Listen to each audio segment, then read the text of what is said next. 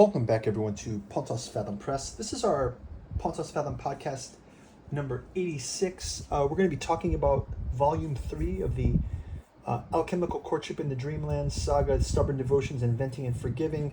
We're going to be focusing in this one as our third installment.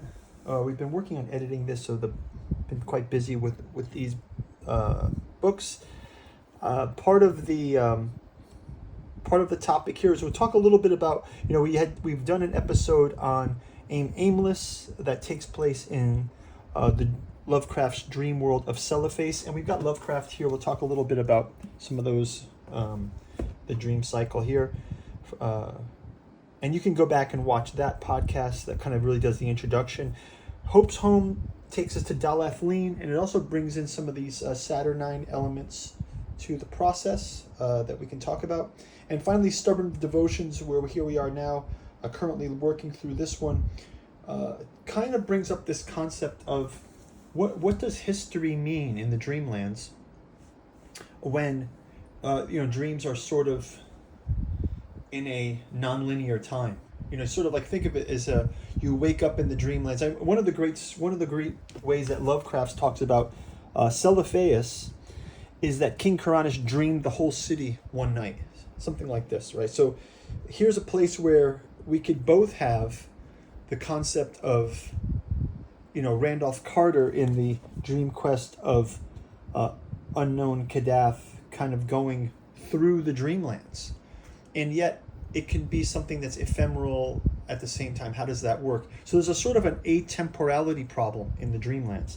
And I think in the end, though, this is why it pairs well with the idea of the alchemical process, because in a sense, there are different ways to look at the Dreamlands depending on the dreamers. And I think even though we did some work here to show the evolution of mapping some of Lovecraft's dreamland places, we have Celephaïs, we have Dalathleen, we have the floating Cenarian, we have the Cenarian Sea, we have Kadath.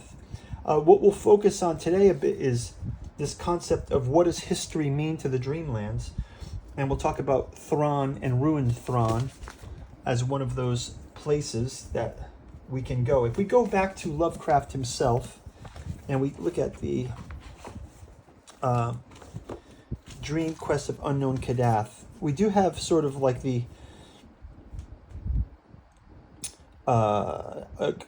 Randolph Carter is traveling across the Dreamlands.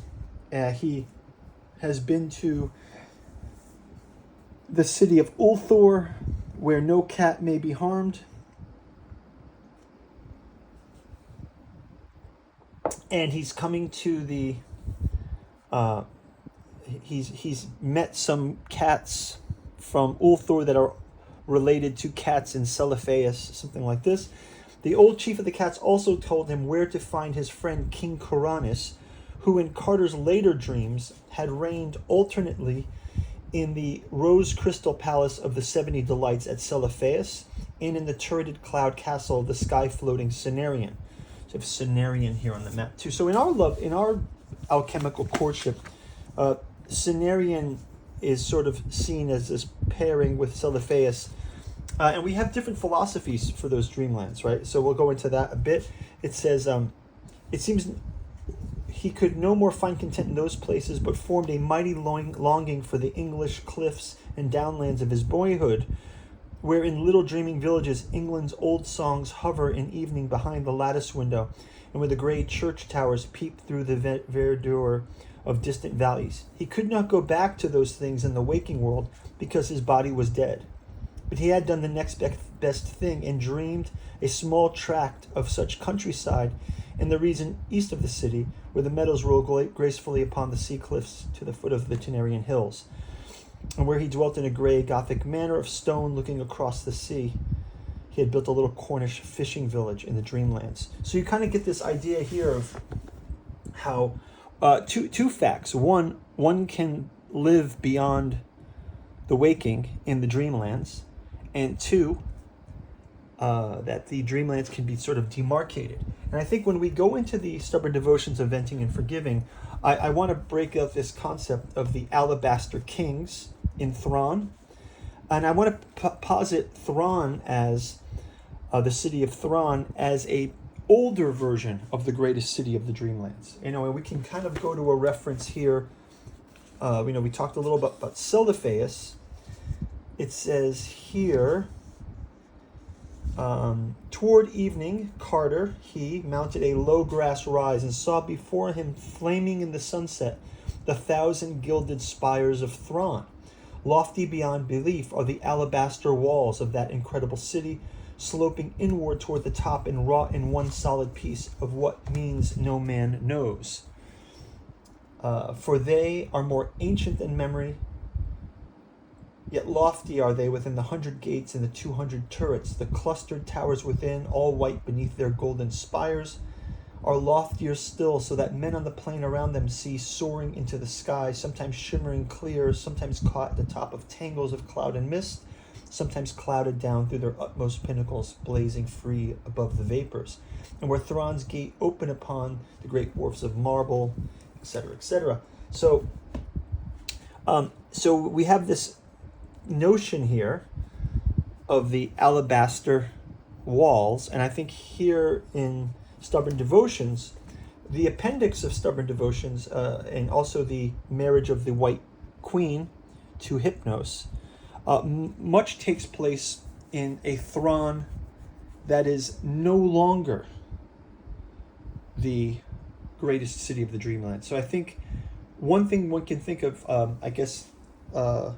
in that relationship of the dreaming to the waking is, one, the Dreamlands can persist after death, and two, the dreamers in the waking can influence the Dreamlands and vice versa. So the dreams can come down and the dreams can come up. And I think this is where you start to get the first kind of realpolitik that can help to establish how some of the demarcations of the Dreamlands work.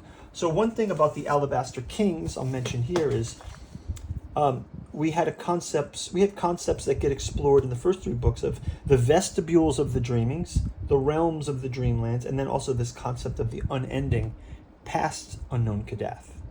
Right, so the idea is the Dreamlands exist demarcated from the vestibules of dreams. And what are the vestibules of the dreams? Well, these are, and that's kind of talked about in the first book. Think of your mundane dreams. You're going to class and you're wearing your pajamas and you forgot that you had an exam that day. You have that sort of anxiety dream.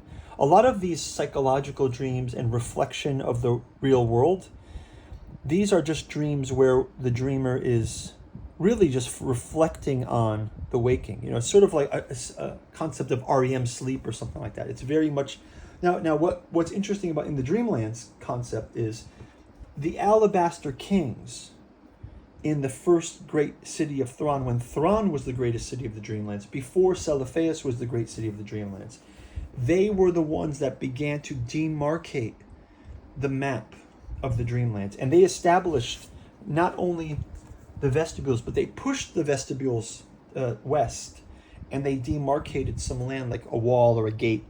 So the idea is one must pass beyond the vestibules of the Dreamlands to go to the real Dreamlands. And we even see this in Lovecraft's Celephaïs, where Kuranes dreamed it, and then he lived 40 years of his waking life where he never had the dream again.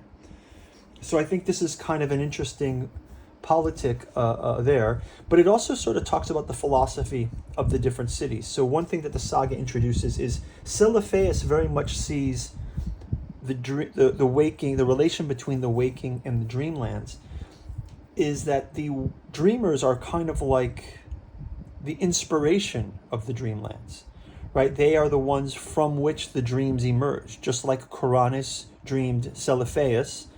And in that way, Celephaïs now is the greatest city of the Dreamlands. It came from the mind of someone from the waking, right? As opposed to Dalathlin, which sees it more like the curse of meat and matter. The Dreamlands are anchored, chained to the waking. And they must be mined for the truth. Like, what is going down? Why are we chained to this, right? And I think Cenarion will come in a later book where Cenarion is floating free from the Dreamlands, right? Floating free from the waking. It's more of a bodhisattva. Well, it kind of has a bodhisattvic connection, but it also has a kind of a longing to be detached, and then to look back to the waking more with an empathy than with a reverence. Okay, what's a little bit different about Thran is this represents a older city, an older order. So let's think of maybe 2,000 years ago. What were the dreams of people 2,000 years ago? That's what formed Thran. And so the appendix of Stubborn Devotions really talks about the Chronicles of the Alabaster Kings, which we've broken out as a separate volume. And these volumes get quite thick, right? We thought maybe it might be interesting to just break that appendix out as a separate tome that kind of goes into just this Alabaster Kings, the history of the Dreamlands. And we've also broken out this Lost Cypria as a concept. This kind of is the appendix of Hope's Home.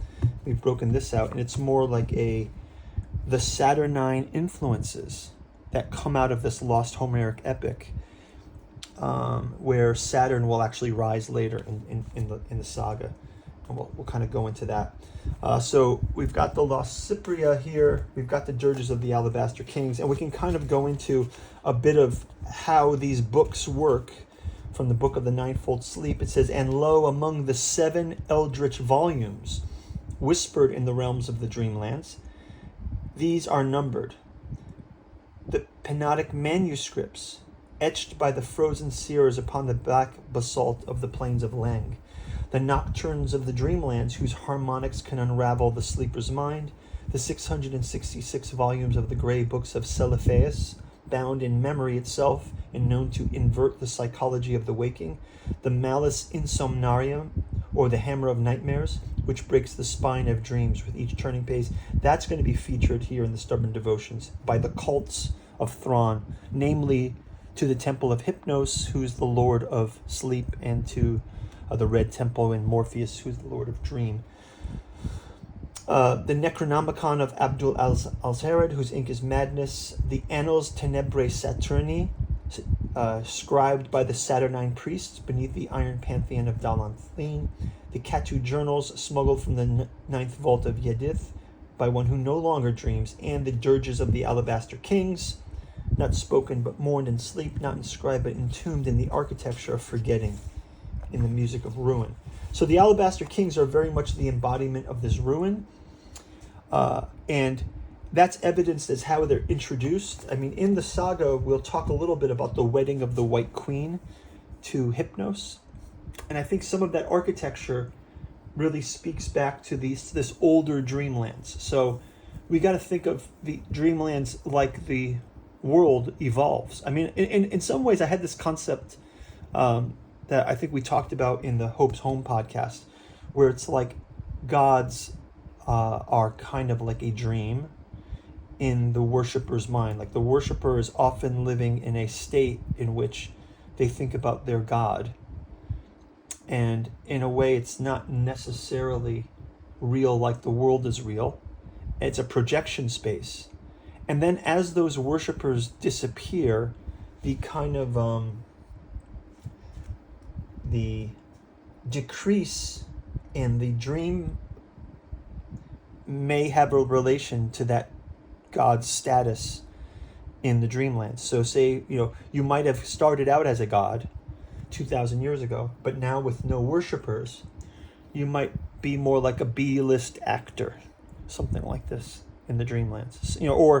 Or maybe you've established yourself through, a god, an unworshipped god pulling himself up by his bootstraps. And I think that's very much like Mr. Merc has a new role. So Mercury Hermes, no longer worshipped in the same way, has become the proprietor of the Midnight Circus, right? So there's a different kind of role he's taken in the Dreamlands. And we can see this as an evolution of the gods. So it's at the same time, it's kind of inertia and stasis, but it's also, there's the potential for sort of renewal. And this is where Saturn will come in. And I think that part of it is this caprice. Like, we talked about this in the Hope's Home episode with the Lost Cypria, the capricious nature of the Olympian gods.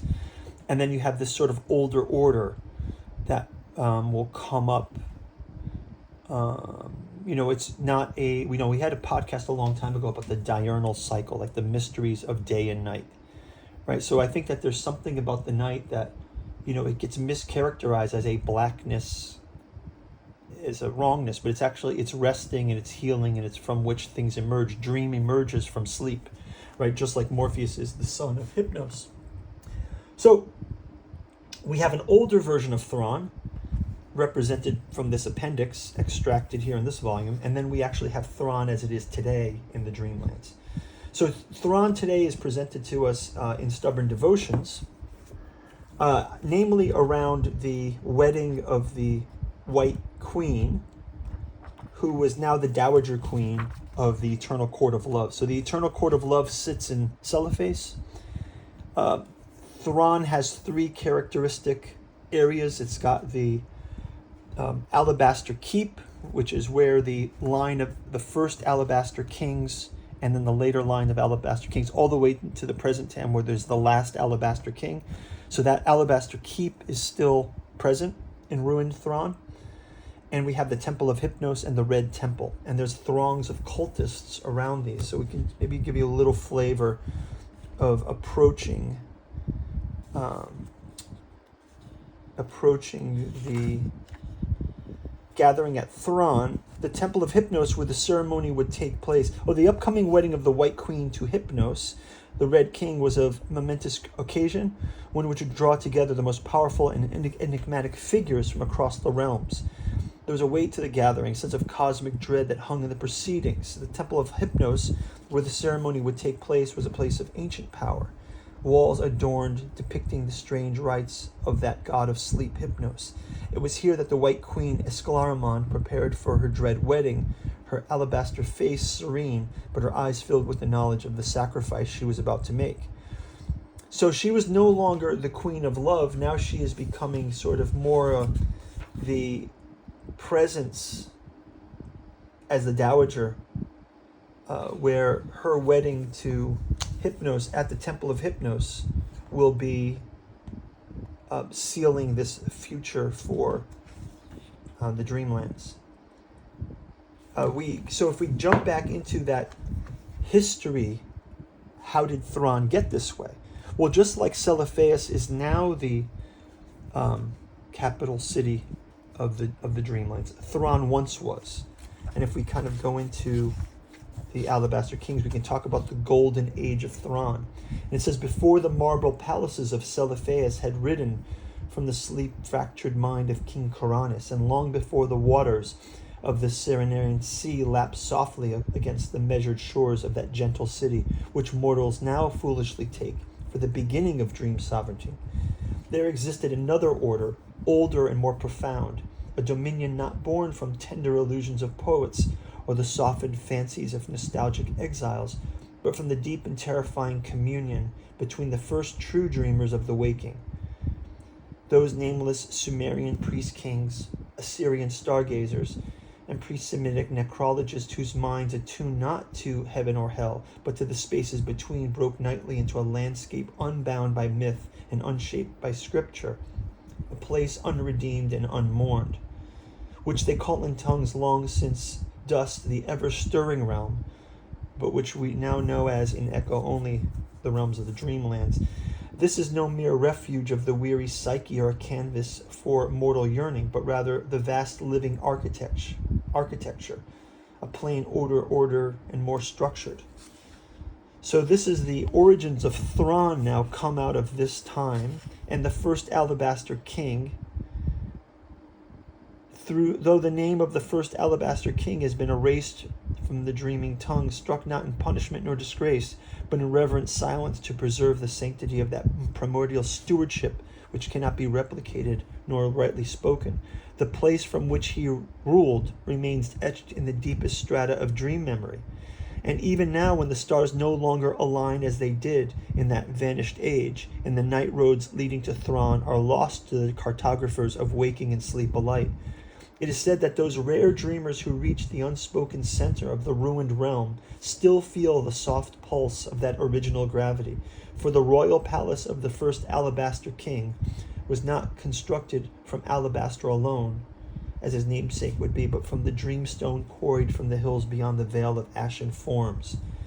And far rarer still, a fusion of devotion and awe crystallized in the first act, offered by a mortal to the gods, in the world that would become Thran. And the Alabaster King prostrated himself not once in submission, but eternally in reverence before the twin forces of dream, to Morpheus, the image giver and shaper of the reveries, and to Hypnos, the silent one, the unmoved well of sleep, into which all waking falls. He gave breath in his bones, vowing never to command aloud.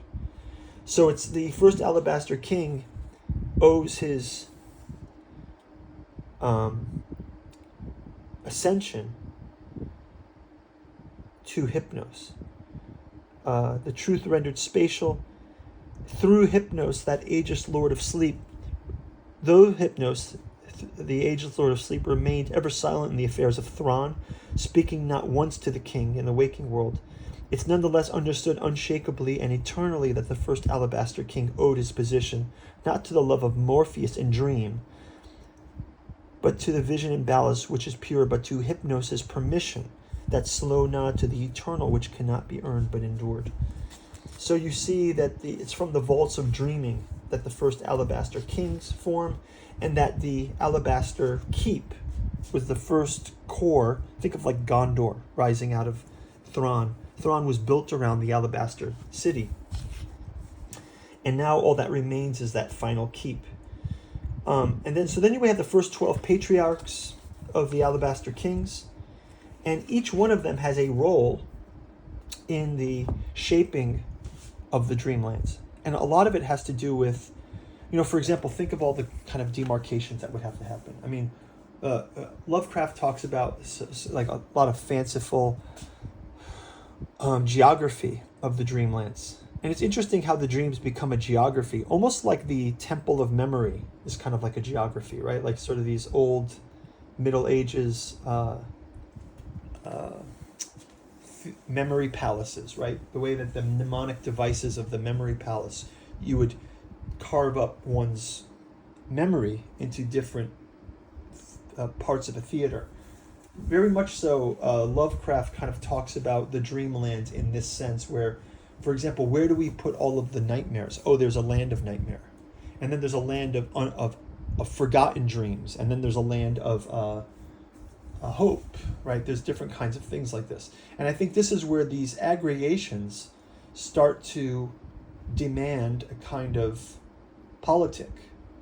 So if you think about it, if there are realms where nightmare must interact with hope and forgotten dreams and fancy and thousand delights, all the different things one can dream, then those different lands now being demarcated also will have governing in some way, right? And it's sort of just this entire parallel structure that's existing beyond space. It's almost like what would the card catalog system of the Akashic record be? I mean, this is another way of thinking of it, right?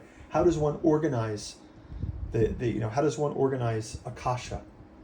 Well, there's probably ways to traverse it, right? There's ways to trace the rhizome through the Akashic, right? Something like this. And I think Lovecraft is kind of intuited some of this. And I think what the Alchemical Courtship in the Dreamlands does, it just sort of tries to personify a bit of it and explore it. And I think the Alabaster Kings becomes a piece of that, where it's the lost age, it's the origin age, and it's also the no longer the greatest city of the Dreamlands, but once was the greatest city of the Dreamlands. And in that tradition, it's no mystery that the temples that we find beside it, if we start to gaze through the veil, let's say, we gaze through the veil into this older Dreamlands, we would say, how did it become ruined, one, and what are the evidence we have from how we gaze it today? And if we gaze it today in the sense of all that remains of ruined Thran is the last Alabaster King who appears to the White Queen, who is going to marry herself kind of in a political marriage to Hypnos, the Lord of Dream, because she is no longer she has lost her position as the queen of the eternal court of love because she is no longer bound to the waking, which has its influence of love onto the waking. But Esclairmont, she exists past her life, just like Coronis exists past his life. And so now she will take on this role almost alchemically as the titular white queen who would marry Dream, Hypnos, who is sort of kind of a related to Night, right? So you have the black and white, but he's also called the Red King. And that's probably it. Maybe it's something that's an older name. Something sanguineous about it, not sure. But the idea of Hypnos marrying the queen is an event for the Dreamlands, and that's covered in the Stubborn Devotions. And part of it is also in the Dirges of the Alabaster Kings. We go through some of those details of the White Queen's wedding. One thing, the first appearance of the White Queen's wedding of the Alabaster Kings is in the procession of the White Queen's wedding, in which the last Alabaster King comes out of the last Alabaster King emerges from the Alabaster Keep to parade through the wedding. So the last Alabaster King at the time of the wedding of the White Queen to Hypnos, he's almost like a mummy. He's like a living relic. So, you think of those aging popes or something like this where they have them in their train with their entourage, but he's almost in that he's so old that he's the last Alabaster King. And where the Alabaster King, we have this whole line of the Middle Dynasty. The times of the Middle Alabaster dynasties marked the beginning of the slow forgetting. The line of Alabaster Kings, still crowned in alabaster, still seated in the keep, still ritually anointed in the chamber of ascension. But the luminous clarity of the earlier age had dulled, where once Thran had been guided by kings whose authority rippled outward from the dream gods themselves, whose reign shaped the boundaries of thought and sleep alike. The kings of the Middle Dynasty inherited thrones of habit, not revelation. What was once dream-bound became burdened by repetition. Which had once been breath and sleep and sacred silence became a performance of rites whose meanings were increasingly uncertain. The stewards of the crown grew in number, and with them came the proliferation of law for its own sake. Ceremonies lengthened, but meaning shortened. Festivals celebrating Morpheus and Hypnos continued to be held, but few remembered the origins of their forms. The kings were no less sovereign than those who came before, but they ruled in the shadow of vanished wonder. Their reign was long, sometimes grand, often stable, but the pulse of something greater had slipped from the city's reach. Dreams were still recorded and the dreaming hall remained in use, but the old sense of Thran as the dreaming heart of the world began to fade. It was no longer the axis, it had become a province. The temple still stood, the crown still passed, but the dream of Thran no longer stirred the Dreamlands. And I think this is where we start to see the beginning of that downfall of the Alabaster Kings. And it results in the last Alabaster King, his appearance at the wedding. Let's see if I can find that section.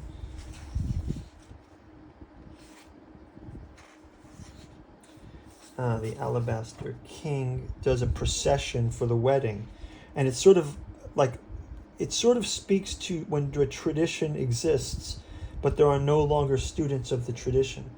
So it's kind of a nod, perhaps, to our forgotten ancient origins, where we've lost that connective stories, and we just have this myth and legend, which I think is very much part of the alchemical kind of alchemical journey, where those images are so deeply nestled that we find. Here it goes. Here it says, the luminous threads of Esclairmont's ground seem to stretch upward, grasping to the heavens with the yearning of galaxies seeking to bridge the void. Hypnos, veiled in crimson shadows that ride like liquid flame, stood at the axis, a dream incarnate, a sovereign of all that is known. The air grew heavy.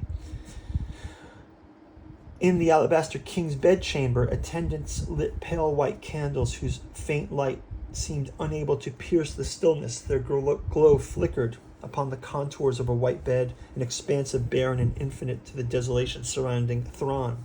No mortal tongue could have captured the meaning of what had passed before them. As the light drawn pierced the fractured spires, it illuminated not hope, nor despair, but to the absolute. The fragile balance was not a promise, but a law etched in the fabric of existence by hands unseen, and ancient as the first dream. The Alabaster King lay on his bed, his eyes fixed on the high ceiling of the keep, of his attendants extinguishing each candle with delicate precision, their hands trembling with the unspoken reverence for those who witnessed the retreat of a sovereign into the depths of another realm. So we sort of have the Alabaster King going to sleep as kind of the parallel with this wedding of the White Queen to the Lord of Dream. It's sort of like, maybe it's the death of dream, the waking is the death of dreaming, but it's still something will persist. And I think that that's all captured here. I mean, from the back cover of this, pulled from the Legends of the Realms of the Dreamlands of H.P. Lovecraft, the dirges of the Alabaster Kings sing the lament of the rise and fall of the first city, ruined Thran, and the annals of the great line of eldritch Alabaster Kings who consorted with Hypnos and Morpheus to forge the realms of dream and partition those kingdoms from the waking into politic. Their pact with the Lord of Sleep birthed a cosmos of shadow and resonance, ruled from the Alabaster Keep, whose thrones aligned with aeonic harmonies and dream itself bent to will. But even in dream, nothing perfect holds. In the age before Celephaïs rose as the Dreamland's splendid jewel, the Alabaster Keep stood against tides more insidious than time. Hosts of nightmare and the slow erosion of insomnia gnawed at its white walls, weakening the thrones of harmony from within. And when pride turned inward, the song gave way to silence. The great lattice of ordered dreams collapsed, and what remains now are dirges, solemn echoes of kingship, flickers of sacred light buried in ruin, and the whispered procession of names too old to remember, yet impossible to forget entirely. From the epic of the Alchemical Courtship of the Dreamlands, the dirges of the Alabaster Kings. So hopefully, guys, that was interesting to you. We did do the podcast on the Lost Cypri as well, which sort of shows like Saturn's role in that. Maybe I'll do a separate breakout on this version of it. We've also broken this out from the appendix of Hope Home. So we've got the appendixes out there if you want to take a dip the toes into the realm. We've also got, I mean, as usual, on the podcast, we have our Tattoo Journals of Lovecraft's Providence offerings. You can check the bookstore link down below. It really helps to support the channel. We've got the 6 volumes there. They are August Moldenhauer and Giuseppe Balsamo, Psychoanalysis of Aurelia, Archaeology of Yog-Sothoth, Alchemy of Azathoth, the Hermeticism of Hastur, the Necromancy of Nyarlathotep, and the one that started it all, Genealogy of Cthulhu. Those are all collected as well in the omnibus edition of the Tattoo Journals out of Lovecraft's Providence. We do have our podcast channel here that you are listening to, and we've taken some steps to make these into a series as well. Esoteric Anthroposophy and Occulted History. We've got Pulp Fantasy and Anime with Theosophy. We've also got our Esoteric Saturn Mysteries and Esoteric Dragon Mysteries. These actually collect a series of podcasts we did on Saturn and ones that we did on the Dragon. And finally, we've got our Alchemy and Anthroposophy and the Dune Saga and the Artificial Psychoanalysis of Desiring Machines. Everyone, thanks a lot for watching this. Check out the newest sagas. You can go to the Patreon page where I'm going to be posting some excerpts. I'm going to probably do an audiobook of these two over there on the Patreon. It's a lot of work, but we're getting through it. And you can always help support the channel by Patreon or by the bookstore. These are coming along nicely, and they're going to be 8 volumes in all. The next one that'll be coming out after this is going to be around Lost Carcosa. We have the Hermeticism of Hastur. We saw that before, but we've also got the older August Moldenhauer's introduction to King in Yellow, Lost Carcosa and the Yellow Sign. We've got the Hermeticism of Hastur as part of the Catu Journals. The next volume of the Alchemical Courtship, Beloved, Believe, Bedailed. This one will feature the necessity of the rise of Saturn and the Hastur's role as it's interpreting the Lost Carcosa as the dreamlands of a world that has died.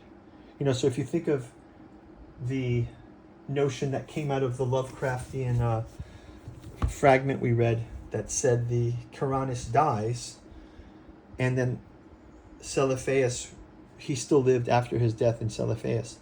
Well, what if an entire world died? What would happen to its detached realm? Lost Carcosa may in fact be the separation of an entire dreamland from its body of dreamers.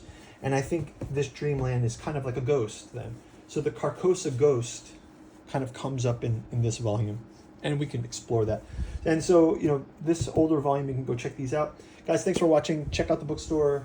We will see you in the next podcast, and hope everyone is well out there in these crazy times. Take care.